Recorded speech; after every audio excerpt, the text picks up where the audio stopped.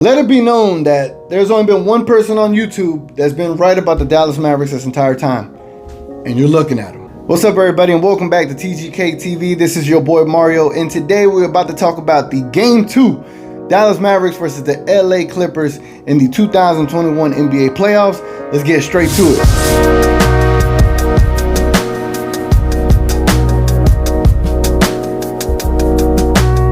And if you are new here, and if you like card openings from sports to Pokemon, from reviewing beers to traveling to even talking sports, specifically Dallas, you came to the right place. So let's get straight to it, and I hope you consider subscribing. Let's go. First things first, guys. What a game last night, and I apologize for dropping this video so late. I stayed up all night. I went to go play basketball in the morning, came home, and I crashed, and I couldn't, stay up long enough to get this damn video done. But now, after a little 2-hour nap, here we are.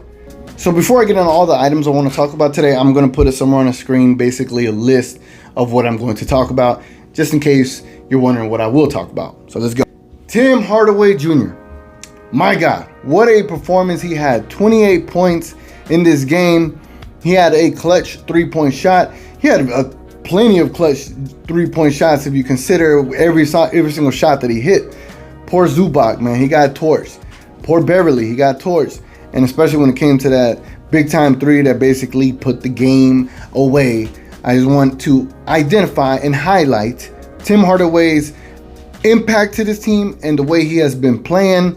He has been on fire. He deserves all the credit, and I really do hope that the Dallas Mavericks consider keeping him for a long time. I hope he re-signs with us, but I already know a lot of teams are going to be throwing out a boatload of money.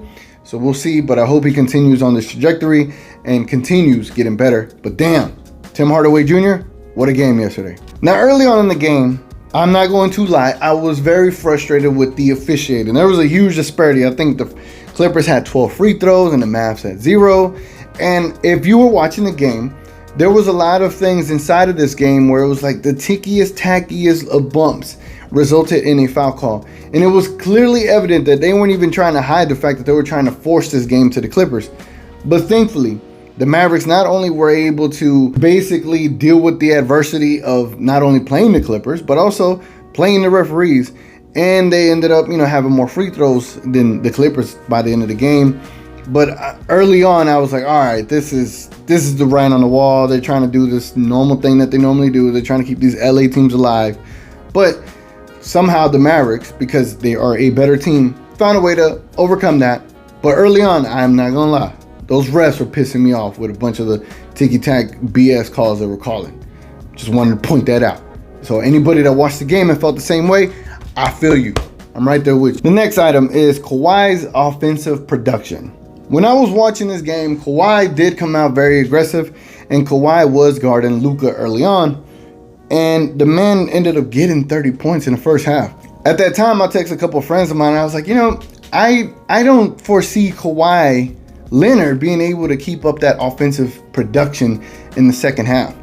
I just couldn't see it because to me, Kawhi isn't known as just a superior offensive threat like that could continuously keep that pace up. Because basically, he would have had to score 60 to 50 points to win this game. And his production in the second half clearly fell off. Now let's give some credit to Maxi Kleber because he did play really great defense on him in that second half. But also, you could tell that Kawhi stopped guarding Luka as much as he did in the first quarter. Kawhi didn't take as many shots as he did in the first half, not the first quarter. So his offensive production did dwindle a bit in the second half. And it's just because I just felt that there was no way he could keep that level of productivity up. And it came to fruition. And it's real tough when you look at Kawhi as this defensive specialist. He can put up some buckets. That's never been his game. He needs someone else to facilitate for his team for him to be even more of an impact. And yes, he tried to give Dallas their best shot with his performance early on in that first half. But I just knew it just wasn't going to last in the second half, especially when you were only up by 2 points and had the free throw advantage in the first half. You were only up by 2 points. Once I noticed that, I was like, there's no way they could keep this up in the second half because the Mavs, they could keep that up. The Mavs got shooters. Luka could play offense all day. So I just knew that the Mavs had an advantage going into the second half. once we got hit with their super uppercut left hook punches that they threw at us. All right, so let's talk about Luka. As you see, I was trying to wait before I even talked about him, but Luka Doncic is an amazing, unbelievable talent when it comes to this game of basketball. The man is 22 years old, plays like he's been playing basketball for 100 years. Just the wisdom, the uncanny abilities, the wherewithal to be able to perform these counter moves to everything that they throw at him, from the doubles to the switching to the non-switching. He has a counter move for every single thing, and it's just amazing to watch. It's pleasing to the eyes to be able to enjoy a game like that from someone so young, someone with so much potential, and someone that no one necessarily believed in. And Luka Doncic definitely is basically trailblazing his own legendary status. And right now in this current series, in these 2 games, he is adding to that. Not only is he just playing great, he's talking his stuff, and he's backing it up, and he's basically just showing you that it don't matter who it is, what opponent it is, if you just come out there and you play with heart. Luka has shown his potential, and this is just barely scratching the surface of it. And honestly, I can't wait to see what he does in the American Airlines Center on Friday. Now let's talk about the Clippers defense. The Clippers defense, I mean, they have good defensive players. We know that. They left Luka wide open a couple of times. They doubled him a couple of times. When then they switched quite a bit of times with Pat Beverly. It just didn't matter. Luka basically opened up the game for them. Brunson helps out too. But the thing is, I don't know what the Clippers defense could do. Honestly, at this point, unless Kawhi is going to just stay on Luka the entire time and utilize his entire effort on defense, and maybe they should start Rondo and let Rondo run the offense and let Paul George take more shots than Kawhi. I don't know, but you would have to dedicate someone on Luka, prevent ball. I don't know whatever the case may be, but the Mavericks on so many screens that Luka is going to get the ball. Luka's going to get his touches. And Luka is a mastermind and a wizard when it comes to that basketball. So I don't know what the Clippers could do. I don't even know if they have the right personnel to be able to guard Luka and the Dallas Mavericks. And that's the thing with the Dallas Mavericks. Luka and KP are such a difficult matchup for anybody that it allows all of the players on that court to have ability to score, the ability to have wide open shots. So I just don't know what the Clippers could do. They gave you their best effort and still lost in game 2. It was a winner go home kind of game. Like, you needed this game. If not, you were in deep trouble. And now the Clippers defense, since they can't figure it out, they are in deep trouble. I've seen a lot of Clipper fans on YouTube last night and today. I've seen a lot of their videos, and they're very upset with their team. And I feel for them. I truly feel for a lot of the Clipper fans. I know the Clipper fans been fans for a while, and I know it's really hard to be a fan of them, especially when you live in LA and you got the Lakers in town. So to the Clipper fans, hey, I mean, I think this is just a curse of the Clippers, to be honest, guys. So you still got a chance though, but it's very slim, very slim. So speaking of defense, let's talk about the Dallas Mavericks defense in the third quarter. In the third quarter, they held the Los Angeles Clippers to 19 points. That was big time, because in the first they gave up 33, in the second they gave up 40. I mean, you come out in the third quarter, and a lot of credit goes to Maxey on this one for guarding Kawhi, but the Mavericks defense was a lot better in that third quarter, and the Mavericks offense stayed potent as they normally do. And with that third quarter, that kind of just set the tone and allowed them to win the game. The game was won in that third quarter, and to keep the Clippers under 20 points after such a high shooting, high scoring affair, that was the game right there. And the Mavericks actually showed defense in this game for one quarter, but that one quarter was enough. And that's where I say you have players on the Clippers that have a lot of talent. You have Paul George that could get a bucket.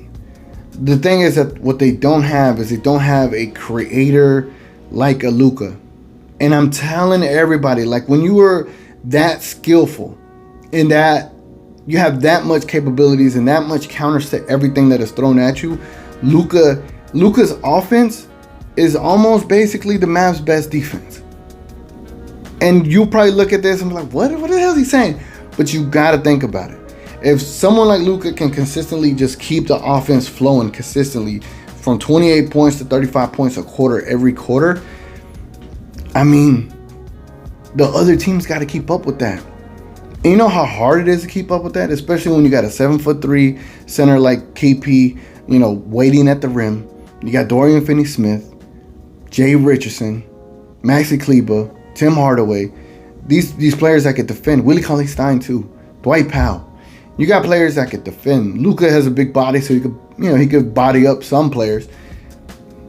It is really tough to be able to deal with a potent offense like this with capable defenders and just be consistent with that. So again, I think honestly, and the way I look at it, I think Luka's offense is almost one of the Mavericks' best defensive attributes. And again, you might look at me crazy, but if anything has been correct, if anyone has been correct this entire time on YouTube, it's been your boy.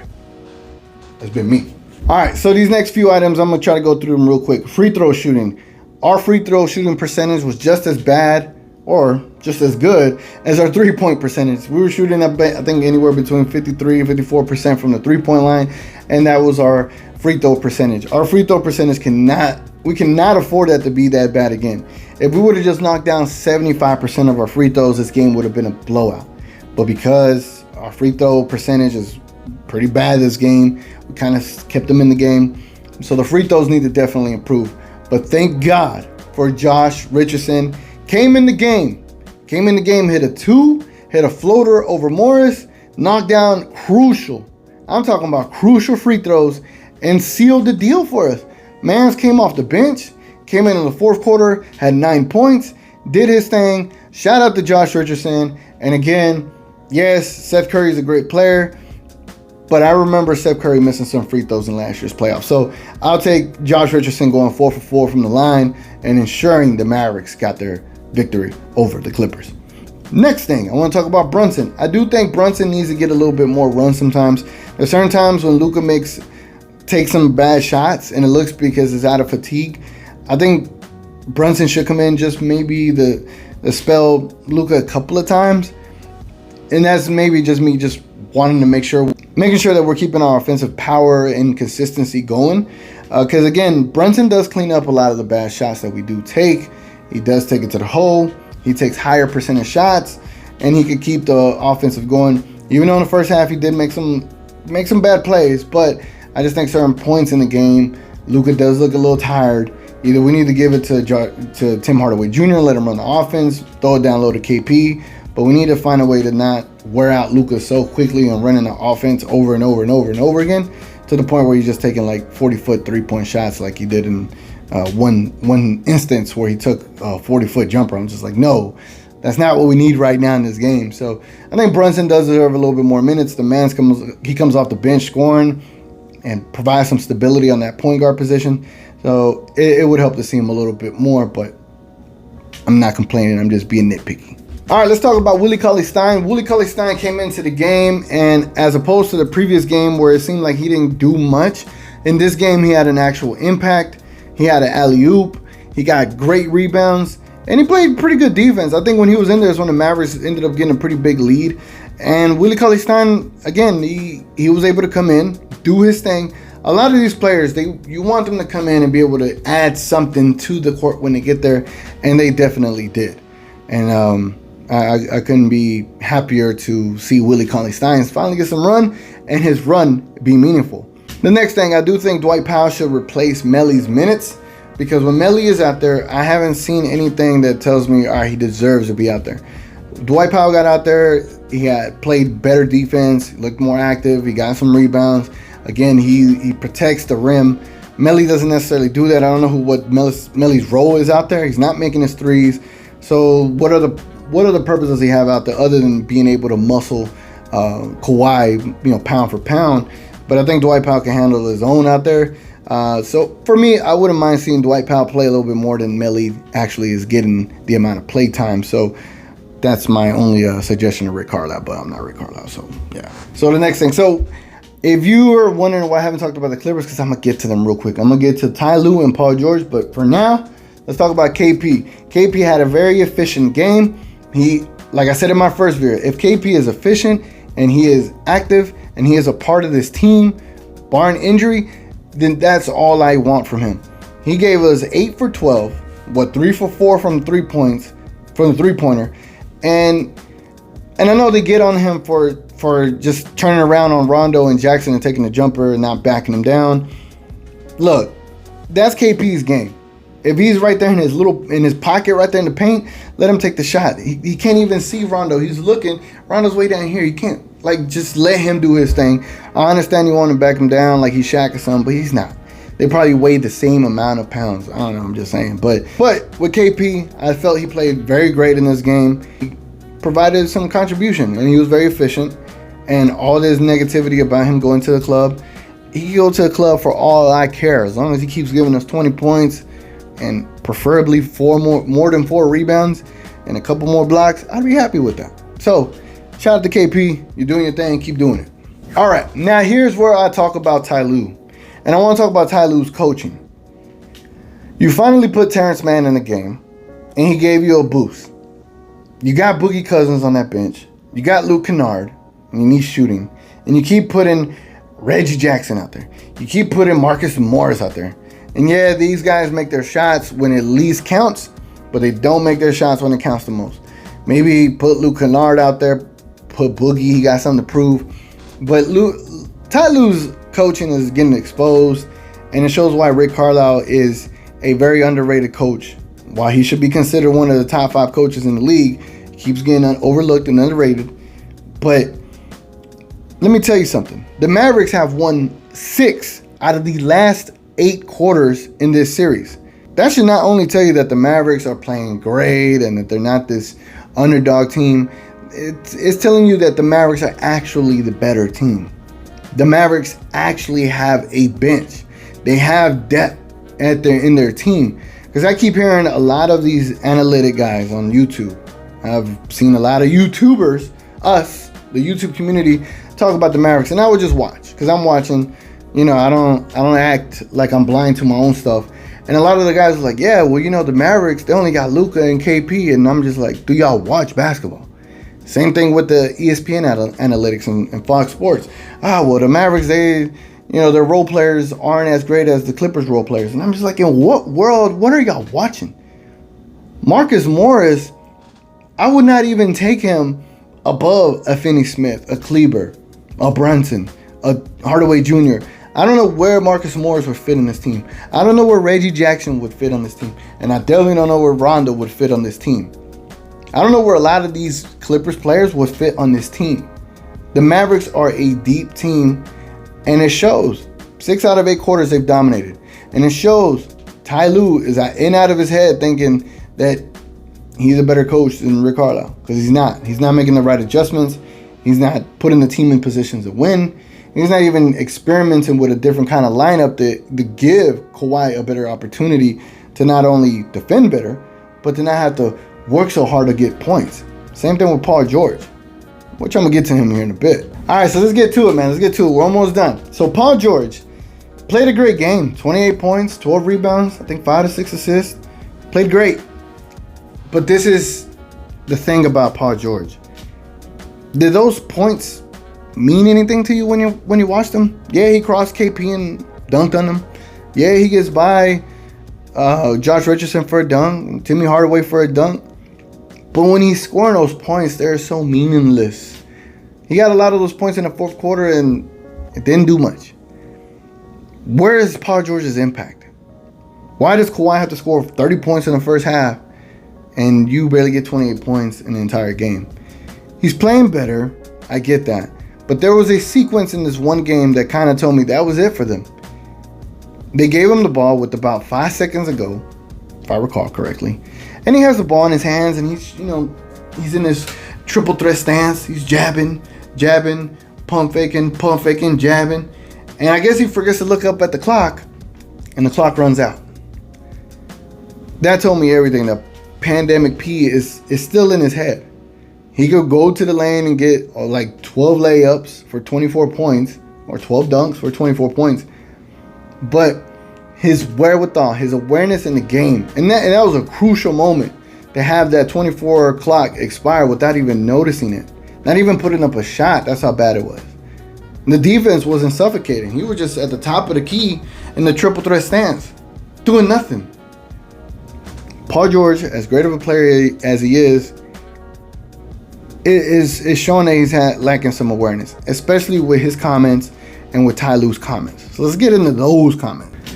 So Ty Lue basically said, well, the Mavericks came on the road. They could shoot all day because it's house money. Let's see if they could shoot back at home. Paul George said, we ain't concerned. Luka's going to get his touches, but we got to stop everybody else. But we ain't concerned. These guys are completely unaware of what is happening right now.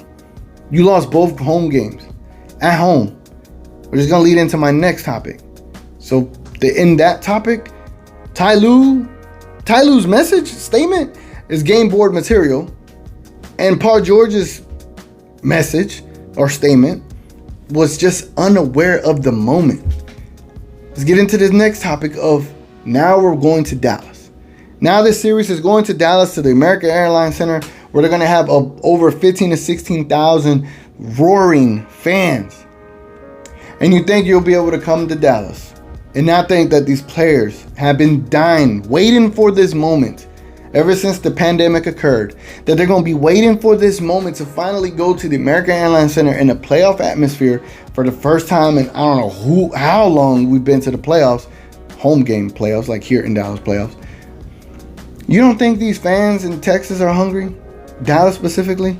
You don't think everybody in Dallas want to be outside? We all want to be outside and we all want to be at this game. And these fans, when you see this game on Friday, these fans are going to be crazy. Going to be loud. As they say, the rowdy, loud and proud, a Mavs fan for life. So yeah, Ty Lue, you can say what you want to say, but the thing is, I feel that if the Clippers don't come out with a certain assertiveness in this game 3, the Mavericks will run away with this game. And this game will be a blowout. The energy in that stadium is going to be something so difficult to just overcome. I don't see the Clippers being able to do that. They don't have leadership. They don't have that strong mental makeup. They don't deal well with adversity, and they don't think they're in trouble. And they think that the Mavs can't keep shooting like this. Again, all of that just tells me they're unaware. They overlook the Mavericks, and they don't know the Mavericks for what they actually are. So, game 3, I am predicting for game 3 that the Mavericks are going to blow out the Los Angeles Clippers and go up 3-0. All right, guys, so if you stayed this long into the video, now I'm going to show you a couple of highlights of the game and just kind of give you a voiceover of what I thought happened in these possessions. But if you don't want to stick around for that, I really appreciate you watching these videos and continuing to watch them. If you're a Clippers fan, hey, I'm not against you. I'm just against the team. But I hope you're watching this as well. And again, I look forward to everyone's comments. I want to engage with everybody and talk to everybody. So please comment down below, like the video, let me know what you think. I'll be right there talking to you like within seconds of you commenting. Trust me, I will be right there. Anyway, guys, without further ado, it's been your boy TGK, and I'm going to catch y'all after game 3. All right, in this highlight in particular, Luka dribbling to the left.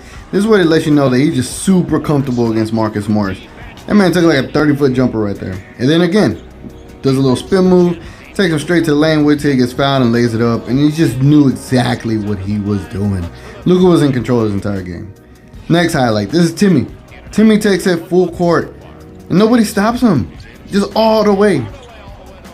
I mean, come on. And here's a great highlight right, Luka backing down Kawhi. Knows he can't push anymore, so he just takes a step back fadeaway. Looking like a young Dirk out there. Look at that. And then this one, just ridiculous. A one-legged three-pointer from Luka Doncic. Like, what the hell? And then this great play right here.